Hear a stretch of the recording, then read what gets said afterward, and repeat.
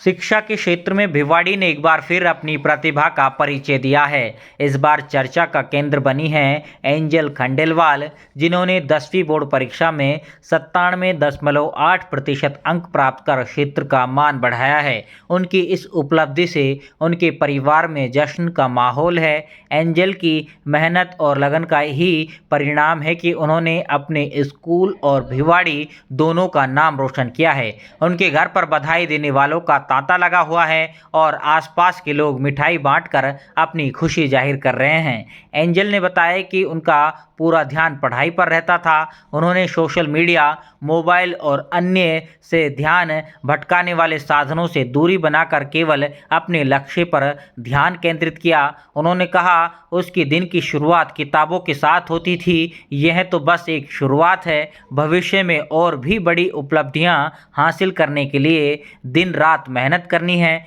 जिससे मेरे माता पिता, मेरे दादा और मेरी स्वर्गीय दादी का नाम पूरे देश में रोशन हो। अपनी सफलता का पूरे श्रेय एंजल ने अपने माता पिता को दिया। उन्होंने कहा कि उनके माता पिता ने उन्हें हर मोड़ पर प्रेरित किया, उन्हें बेहतर माहौल दिया और कभी कोई दबाव नहीं बनाया। एंजल के पिता मनीष खंडेलवाल ने बेटी की इस उपलब्धि पर गर्व जताते हुए कहा, बेटी एक अनमोल रत्न होती है। अगर उसे सही अवसर और समर्थन मिले तो वह पूरे समाज और देश का नाम रोशन कर सकती है। इसकी दिनचर्या थोड़ा जैसे पढ़ाई में ज़्यादा फोकस रखती थी ये, और बाकी खेलकूद में थोड़ा कम रखती थी ये। तो ये अपने आप को कमरे में बंद रखती थी पढ़ाई के दौरान, या फिर जैसे और जो डॉल्स बेबी घूमती है, बच्चे घूमती है वैसे? नहीं, जब पढ़ाई करती है तब बैठी कंटिन्यू में बैठ के ही पढ़ाई करती थी ये। तो खेलना है तो खेलना, पढ़ाई करना है। ये बिल्कुल सार्थक साबित होता है आपकी एंजल के लिए कि अगर बच्चों के अगर पंख खोल दिए जाए, उनको अगर उड़ाने भरने दे तो बहुत ऊंचाई तक पहुँच सकती है। जी ज़रूर। किसको क्रेडिट देती है आप ये पूरा? ये अब बेटा किसको क्रेडिट देती है आप ये? मैं, मेरे फैमिली, मम्मी पापा, मेरे बाबा, मेरे टीचर्स, इनको मैं क्रेडिट कैसा लग रहा है एंजल आपको इतने अच्छे परसेंटेज रहने का? अच्छा लग रहा है। अच्छा लग रहा है।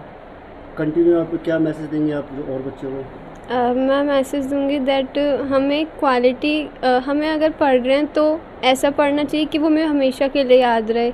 थोड़े टाइम के लिए पढ़ना कुछ फ़ायदा नहीं होता, तो क्वालिटी टाइम हमें ऐसे स्टडी करनी चाहिए, क्वालिटी स्टडी। और हमें एक्टिविटीज़ में भी ध्यान रखना नहीं चाहिए, जिससे हमारे माइंड में मतलब ऐसा ना हो कि हम जो पढ़ रहे हैं हम भूल जाएं। कि मेरी दादी का भी ये सपना था, उनका एक ड्रीम था कि मैं भी अच्छी परसेंटेज लाऊं, 10th में, 12th में IIT में जाऊं और नाम रोशन करूं। दादी का नाम रोशन हो गया?